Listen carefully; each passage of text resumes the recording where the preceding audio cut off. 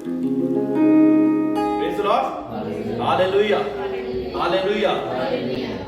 मैं तीसरा वचन भी साथ के साथ बोल के फिर बहनें जो भी हैं उसको आगे गाना गाएंगे और फिर हम चौथे वचन पे जाएंगे। तीसरे वचन है यूहन्ना 19 की 26 और 27। अगर किसी के पास वो है तो आप हिंदी में फटाफट से जोर से पढ़ दें। यूहन्ना 19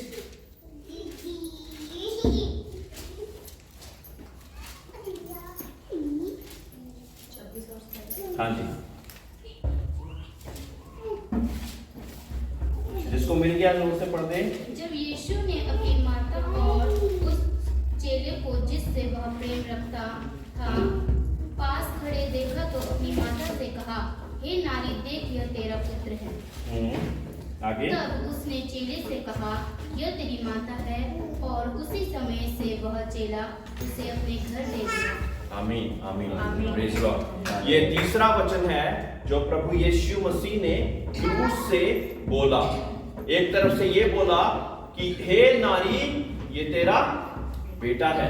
दूसरी तरफ बेटे को बोला, उस व्यक्ति को जो कि प्रभु यीशु मसीह को बहुत ज्यादा प्यार करता था। जानते हैं वो कौन था? किसी को पता है? प्रेज़ द लॉर्ड, बहन के लिए तालियां।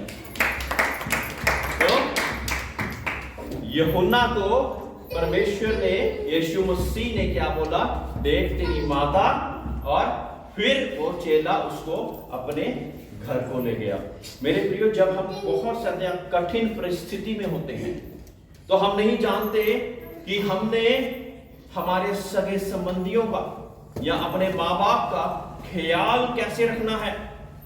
अब सोचिए, क्रूस पे प्रभु यीशु मसीह लटके हुए हैं, 39 कोड़े खाए हुए हैं, सिर पे कांटों का ताज है, पसली में भाला खोपने को है वो, और खून लगातार बहता जा रहा है, और फिर भी उसको अपनी माता की चिंता है। देखा है ऐसा पुत्र कभी? ऐसा पुत्र हमारे यहाँ पे मैंने तो नहीं देखा आज तक। मेरे प्रियो, जब हमारे को कोई परेशानी होती है ना, तब केवल हम अपने आप का ही सोचते हैं कि कैसे इस परेशानी में से निकले। लेकिन ये पुत्र कुछ अनोखा, बिल्कुल अलग है, क्योंकि ये प्रभु यीशु मसीह है। इस वक्त वो अपनी माता को उस चेले के सुपुर्द कर जा रहा है। अपनी जिम्मेवारी जो कि उसकी जिम्मेवारी थी ना, अपनी माता को। अभी यहीं से हमें पता लगता कि उसने अपने माँ बाप का जीते जी रहते हुए कितना ज्यादा आज्ञा पालन के साथ और कितनी अच्छी रीति से उनको संभाल के रखा होगा। क्योंकि जाते जाते भी जब वो मरने वाला है तब भी उनका ख्याल कर रहा है, और कह रहा है कि यूहन्ना को कह रहा है, जिसे वो बहुत प्रीति रखता था, बहुत ज्यादा प्यार करता था, कि देख तेरी माता, है ना। ऐसे कर कर उसको वो रिस्पॉन्सिबिलिटी, अपनी जिम्मेवारी उसको देके जा रहा है, ताकि वो उस जिम्मेवारी को लेकर चले जाए, और उसकी माता उसको याद कर करके रोती ही ना रहे। एक और बात को मैं बोलकर खत्म करूंगा। आपको पता 10 आज्ञाओं में एक आज्ञा ये भी है कि अपनी माता पिता का आदर करना।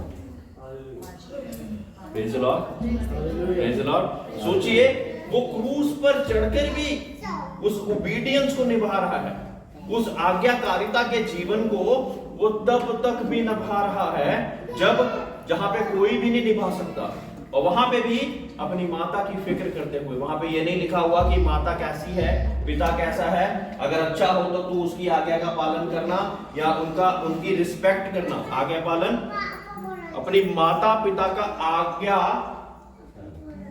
मानना, है ना। क्या लिखा है? 5वीं क्या लिखा है? 5th कमांडमेंट क्या है? अपनी माता पिता का आदर करना। Praise the Lord. अब हमारे बहुत सारे माता पिता जो कि क्रिश्चियन नहीं है और वो दूसरे उसमें हैं, तो मेरे प्रियो, आदर सम्मान के साथ किसी बात को आप उनके साथ अगर मेल नहीं भी खाते, बड़े ही आदर के साथ उनको कहना है कि ये मेरे से नहीं हो पाएगा। उनकी बेइज्जती करनी, क्योंकि परमेश्वर के वचन में लिखा है कि आदर करना है। आदर करना है। क्या लिखा है?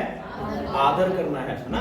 तो अगर आपको लगता है कि बाइबल के अनुसार ये व्यक्ति नहीं बोल रहा, ये मेरी माँ या मेरा बाप ये बाइबल के अनुसार नहीं बोल रहा, क्योंकि मैं ये बात इसलिए कह रहा कि कई बाप बेटे ना इकट्ठे हल्का हल्का शुरू कर लिया करते हैं, हल्का हल्का नशा इकट्ठे करा करते हैं, बुरे काम भी इकट्ठे करा करते हैं। तो मेरे प्रियो, वहां पे जब आप परमेश्वर में आ गए तो बड़े ही सहज के साथ आपने उनको मना कर देना है।